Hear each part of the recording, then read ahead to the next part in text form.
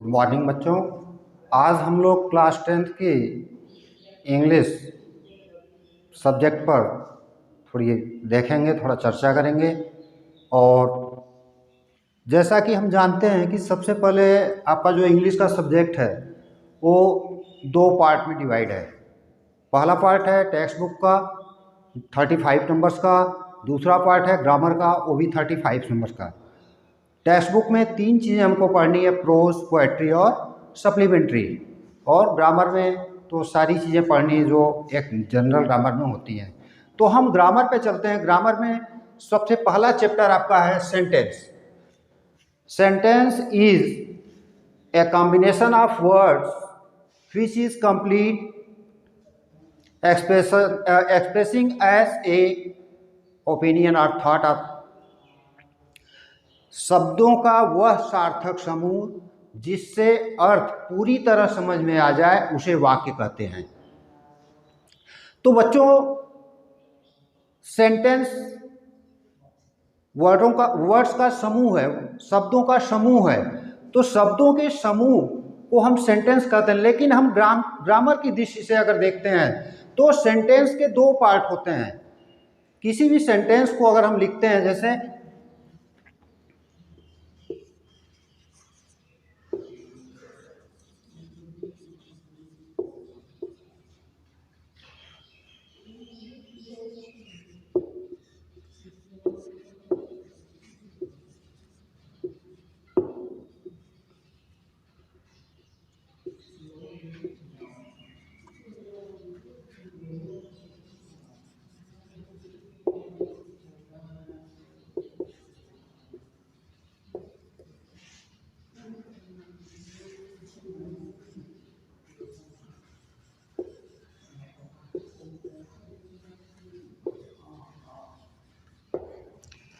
The old man sitting on the chair is my grandfather. इसमें दो part हैं। पहला पार्ट जो है उसको हम बोलते हैं सब्जेक्ट,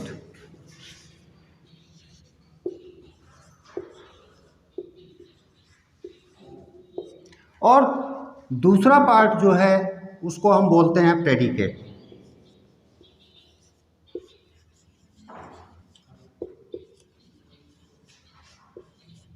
सब्जेक्ट मीन्स उद्देश्य, प्रेडिकेट मीन्स विधेय।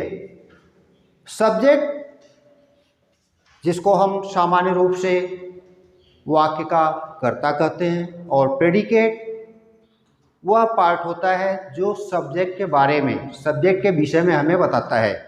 तो बच्चों, आगे हमें देखते हैं कि पार्ट्स ऑफ सब्जेक्ट, एक सब्जेक्ट के क्या पार्ट होते हैं। सब्जेक्ट में मुख्यतः चार पार्ट होते हैं। किसी भी सब्जेक्ट में मुख्यतया चार पार्ट होते हैं। पहला होता है डिटरमिनर,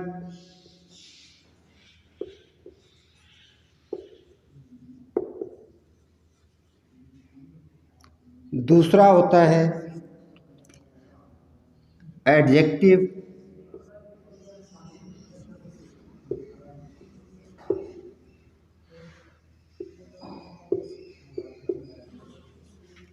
तीसरा होता है हेडवर्ड,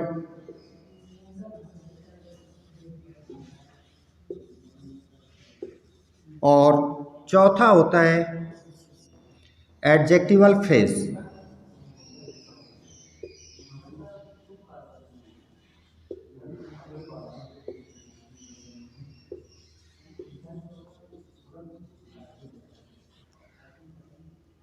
पार्ट्स ऑफ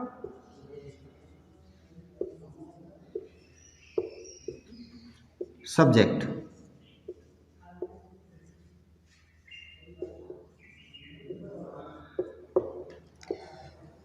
पहले नंबर पे डिटरमिनर है।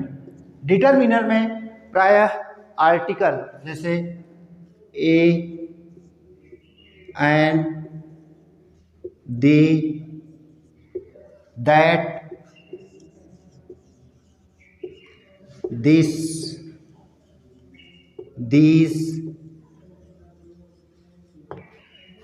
those,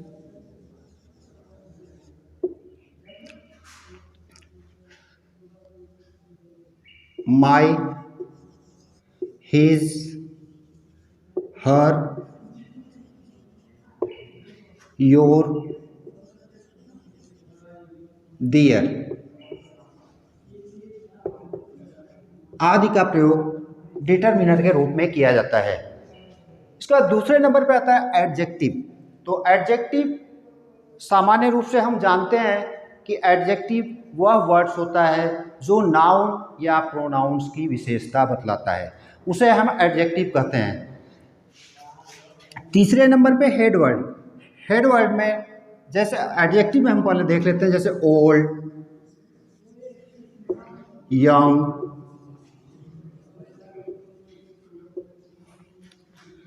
old and new, black आदि। तीसरे नंबर पे हेडवर्ड आता है। हेडवर्ड में नाउन या प्रोनाउन, हेडवर्ड्स के रूप में जब भी यूज होता है तो नाउन्स या प्रोनाउंस, जैसे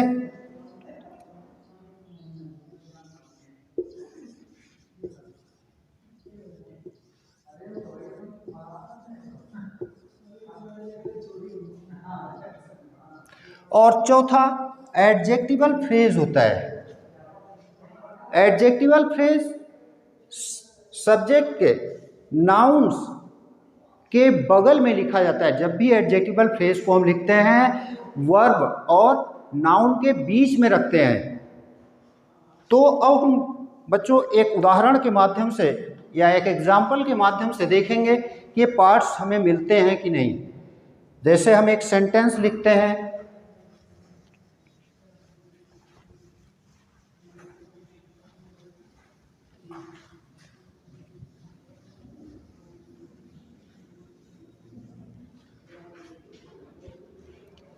A blackbird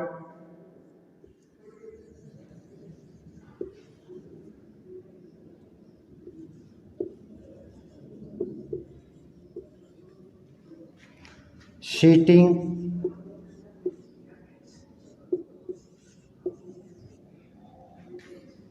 on the wall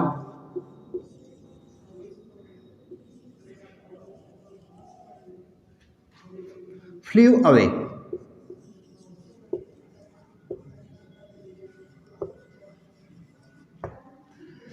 A black bird sitting on the wall flu away.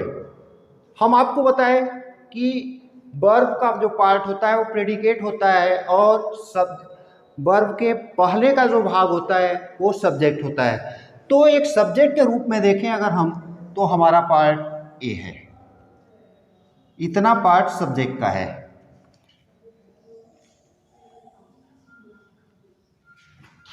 अब आपको हम अभी बताया कि नहीं, एक सेंटेंस का जो सब्जेक्ट होता है उसके चार पार्ट होते हैं। चारों पार्ट को मैंने आपको अलग अलग बताया। जैसे ए क्या है आपका डिटरमिनर है, ब्लैक एडजेक्टिव,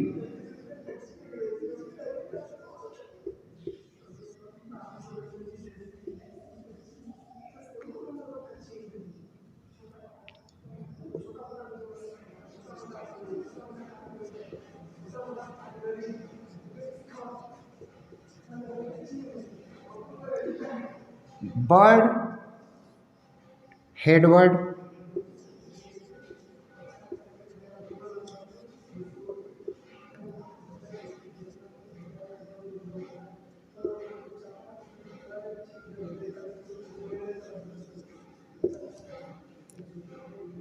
नाउन।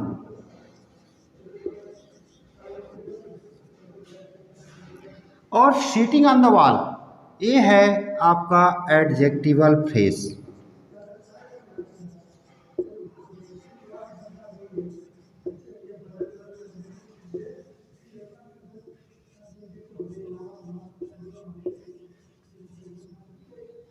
तो एक सेंटेंस के सब्जेक्ट के मैक्सिमम 4 पार्ट होते हैं,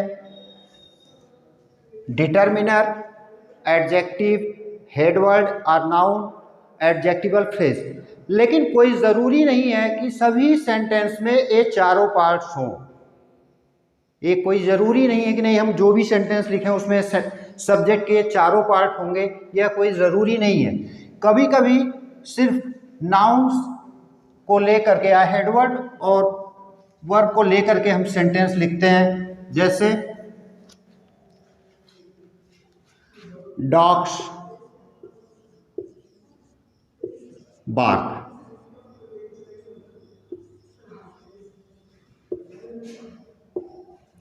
इसमें डॉग्स आपका सब्जेक्ट है और बार्क आपका प्रेडिकेट है। दूसरा सेंटेंस हम लिखे,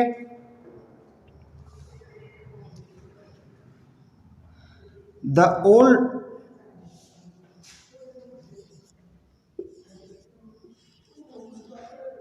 मैन was died।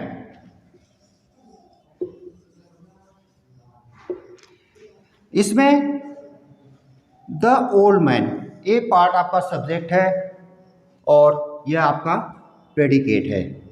आपको पहले बताए हैं कि वर्ब का भाग जो होता है, वर्ब का जो पार्ट होता है वो प्रेडिकेट होता है और उसके पहले का जो पार्ट होता है वो सब्जेक्ट होता है। तो यहाँ देख रहे हैं पहले सेंटेंस में सिर्फ नाउन्स और वर्ब को लेकर के सेंटेंस लिखा गया। दूसरे में आपका डिटरमिनर है, एडजेक्टिव है, नाउन है और उसके बाद प्रेडिकेट है। एक अलग सेंटेंस हम देखते हैं,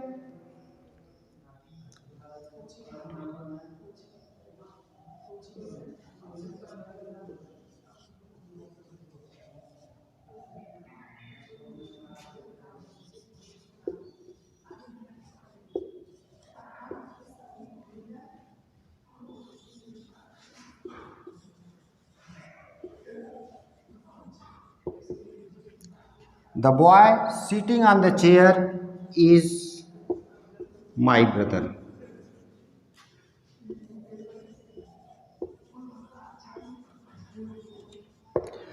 अब ये सब्जेक्ट का पार्ट है the boy sitting on the chair, क्योंकि इसके बाद वर्ब है और वर्ब का पार्ट प्रेडिकेट का होता है। तो अब इसमें हम आपको बताएं, अभी इसके पहले आपको लिख के दिखाया है कि नहीं, डिटरमिनर, नाउन, एडजेक्टिवल फ्रेज या एडजेक्टिव को लेकर बनाते हैं। तो इसमें जब हम देखते हैं तो द आपका हो गया डिटरमिनर, बॉय हो गया noun, sitting on the chair ये आपका एडजेक्टिवल फ्रेज है। तो एक सेंटेंस के सब्जेक्ट के रूप में मोस्टली या अधिकतया इन्हीं का उपयोग किया जाता है। इसके बाद कुछ ऐसे सेंटेंस होते हैं जिनमें इनका प्रयोग नहीं होता, सब्जेक्ट के रूप में इनका प्रयोग नहीं होता, न तो उसमें डिटरमिनर होगा, न ही एडजेक्टिव होगा, न हेडवर्ड होगा, ऐसे कुछ भी नहीं होते, लेकिन वह सेंटेंस भी हम लिखते हैं। तो उसमें जो पहला नियम है वह है जीरन का।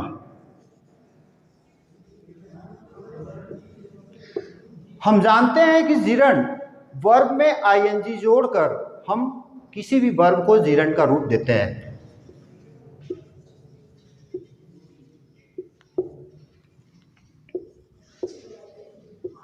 अब सेंटेंस हम देखते हैं इसका क्या होगा।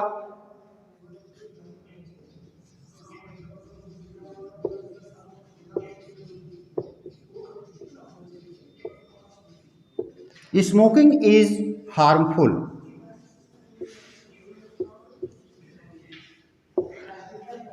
ये स्मोकिंग आपका सब्जेक्ट है, स्मोकिंग वर्ब स्मोक है, उसमें आईएनजी जोड़ के इसको जीरन का रूप दिया गया है, स्मोकिंग इज हार्मफुल।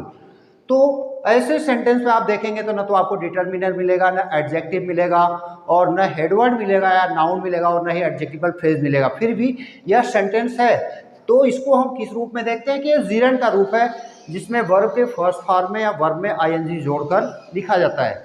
दूसरा होता है इन्फिनिटिव का यूज।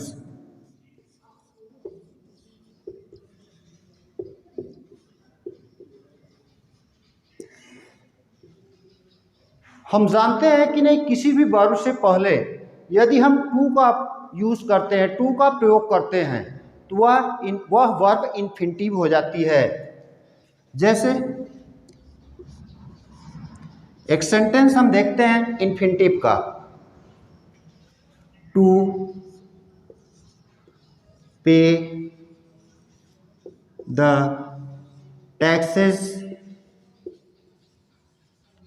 Is our duty.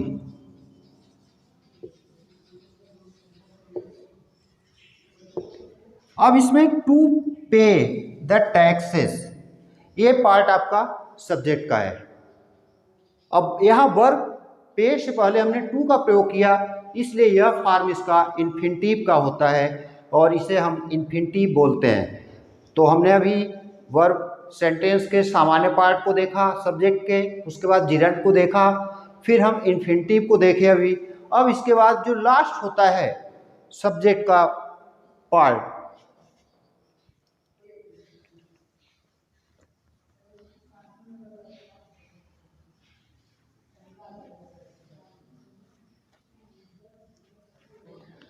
वह होता है इट और देयर का यूज। बच्चों सामान्यतः हम जानते हैं कि इट और देयर कुछ विशेष अर्थों में यूज किए जाते हैं सेंटेंस में, जिनका अपना कोई स्वयं का वहाँ भाव या अर्थ नहीं होता है। यह सिर्फ सेंटेंस को कंप्लीट करने के लिए वहाँ सब्जेक्ट के रूप में यूज किए जाते हैं। जैसे एक सेंटेंस हम देखते हैं, इट इज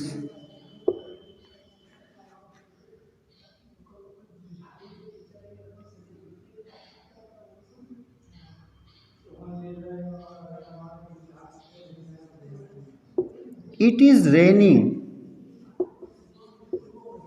today।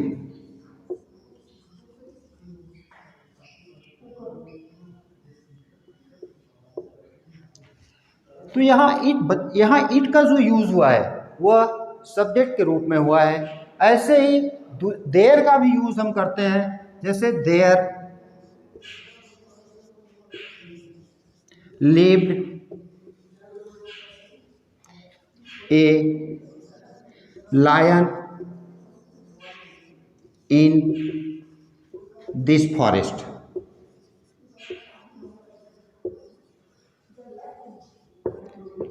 इसमें देयर का यूज सब्जेक्ट के रूप में हुआ है। तो हमने आज अभी ये देखा कि किसी भी सेंटेंस के जो दो पार्ट होते हैं सब्जेक्ट और प्रेडिकेट, उसमें एक सब्जेक्ट के मोस्टली क्या क्या पार्ट हो सकते हैं और सब्जेक्ट रूप में किनका यूज करते हैं। तो सबसे पहले हमने देखा कि एक सब्जेक्ट के रूप में एक सब्जेक्ट के मैक्सिमम 4 पार्ट होते हैं। वे चारों पार्ट होते हैं डिटर्मिनर, क्वालिफायर और एडजेक्टिव, हेडवर्ड और नाउन, और चौथा पार्ट होता है एडजेक्टिवल फ्रेज। उसके बाद हमने आपको बताया कि कुछ ऐसे सेंटेंस होते हैं जिसमें सब्जेक्ट के ये पार्ट आपको नहीं मिलेंगे। तो ऐसे सेंटेंस जो होंगे वे या तो जिरंड होंगे या इन्फिनिटिव होंगे या इट और देयर का यूज होंगे। तो हम समझते हैं कि आज हम लोग सब्जेक्ट के विषय में, सेंटेंस के सब्जेक्ट के विषय में अभी तक देखे, और प्रेडिकेट का पार्ट दूसरे दिन देखा जाएगा। धन्यवाद।